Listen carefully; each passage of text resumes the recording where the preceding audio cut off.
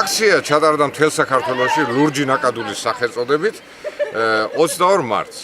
მაგრამ ჩვენ რაკი შაბათობით არ მუშაობენ საბავშვო ბაღების სკოლამდელი დაწესებულებები. დავიწყეთ 21 მარტს.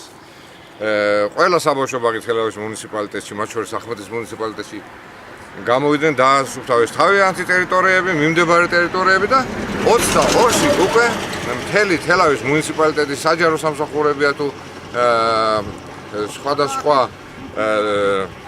საზოგადოებრივი ორგანიზაციები 22-ში გამოვიდნენ და საღამოს მიღებული ინფორმაციით, როგორც მოვთვალეთ, სულ გამოვიდა 2822 კაცი სოფლების ჩათვლით.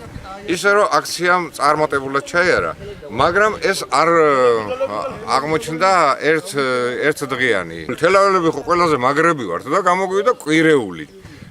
გაჩნდა მოთხოვნილება, აგერ დღეს უნივერსიტეტი გამოდის, ხვალ გამოდის პოლიციის ყველა ქვეგანაყოფი თუ კი სადმე არის განთავსებული თელავის მუნიციპალიტეტში, ისე რომ ხვალ დასრულდება.